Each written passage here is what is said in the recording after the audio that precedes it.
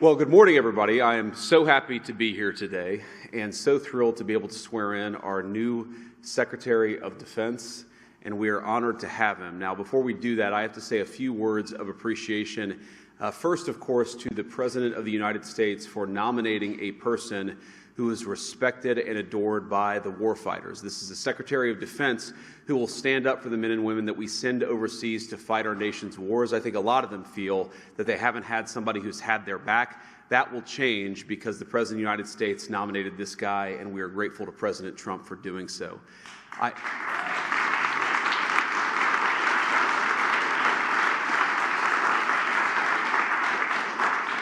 I also want to say thank you to my Senate colleagues. It turns out we couldn't spare one, and all of you did an incredible job. In particular, my dear friend Roger Wicker, thank you for shepherding Pete through the committee. Roger did a great job.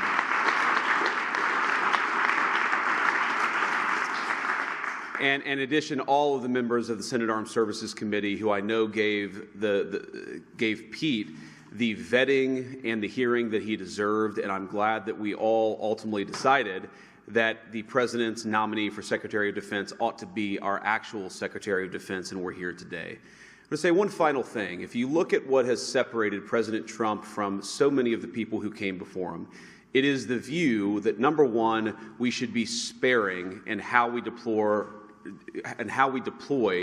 our most precious resource, which is the men and women who are willing to put on the uniform and put their life on the line for this country.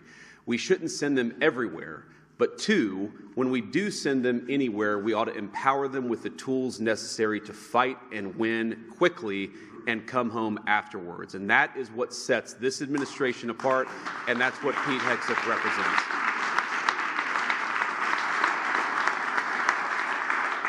Now, finally, I, of course, have to thank the nominee himself. Pete, thank you for being willing to put yourself out there. I think you've shown yourself a man of deep character and of resolve over the last few months. Jennifer, thank you for standing by, our new Secretary of Defense, and your beautiful family, from your kids to the extended family. You guys did a hell of a job. We're proud of you, and we're glad to have you in Washington as we work to make America great again. So with that, let me administer the oath of office. Kids, come on up.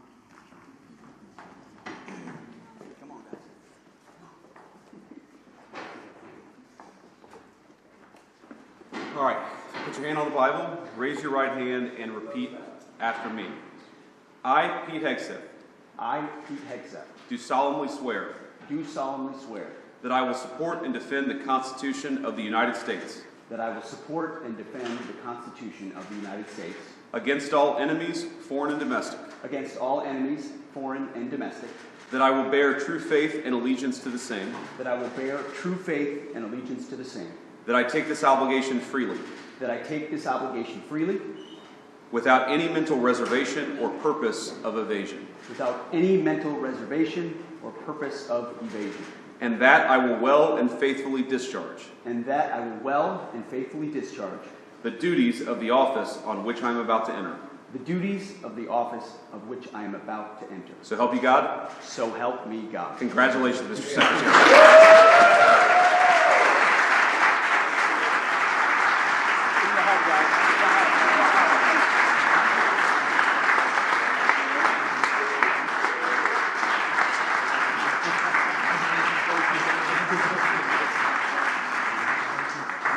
Congratulations. Mr. Secretary, say a few words. All praise and glory to God. His will be done, and we're grateful to be here. And as I said in my hearing, it was Jesus and Jenny. I would not be here without you, sweetheart. Thank you so much. I want to thank the President of the United States, our Commander-in-Chief, Donald Trump. We could not have a better Commander-in-Chief than him. It is the honor of a lifetime, sir, to serve under you. We look forward to having the backs of our troops and having your back in executing peace through strength, in putting America first, and in rebuilding our military. Mr. Vice President, thank you for breaking the tie. It's not the last time, or not the first time, the headline reads, Junior Enlisted Marine bails out Junior Army Officer. And, you know, some people were saying, well, 50-50, that's too tight. And Senator Mark Wayne Mullen was nice enough to take my kids up to the gallery to watch the actual moment that the vice president sealed the deal. And they came running in. They said, Dad, instead of being sad about 50-50, 51-50, they said, Dad, you won in overtime. That's the perspective I like. So thank you throughout this process, Mr. Vice President, for being incredible.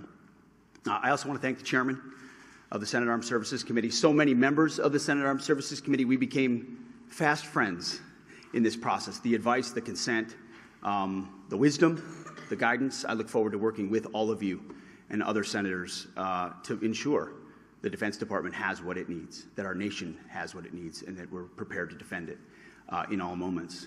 To my staff, amazing staff who were with us this entire process, I see so many of you through thick and thin. We used to look at the betting odds every once in a while on this. It was low at one point. Never do that. But we defied them. And there were so many folks on the inside and then allies on the outside who stood by us every single moment. And we are eternally grateful for that. And I want to thank the warfighters. I want to thank the men and women wearing the uniform. And I've said this before when I speak, and I mean it. Every time I stand at a podium and there's bright lights and cameras, the first thing that goes through my head are the guys that I served with on the battlefield. The men and the women who I lock shields with and put my life on the line with, who never get the spotlight, who never have the cameras, who people don't know what they did in dark and dangerous places.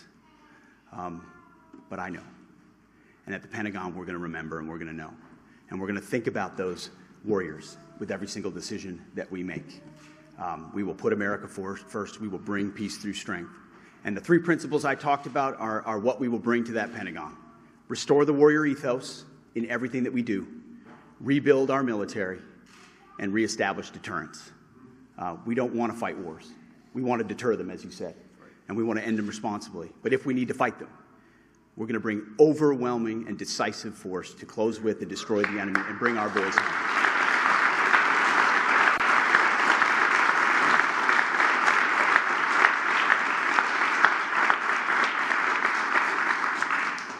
And to my other family that's here as well, who I love,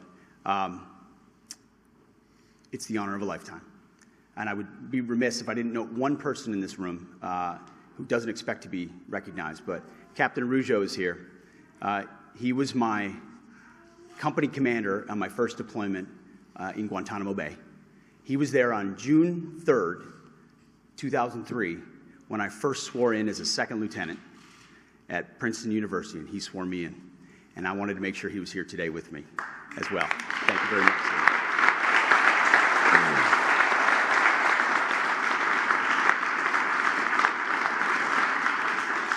So, Mr. President, thank you very much. To the American people, we have your back. We're going to get to work right away. God bless. Thank you.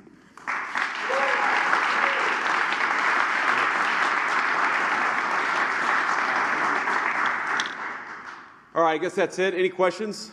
Next time, why should women in the armed service trust you? Guys, let me answer that for the new secretary.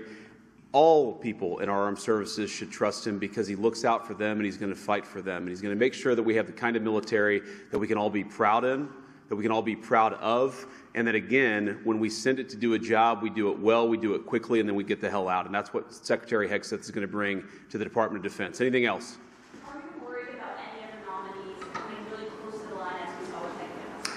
You know, as I learned with the Buckeyes just a week ago, when you win the championship, you don't give a damn what the score was. We won the championship on this one. We've got a great Secretary of Defense. We're proud of him, and he's going to do a great job. Thank you all. Take care.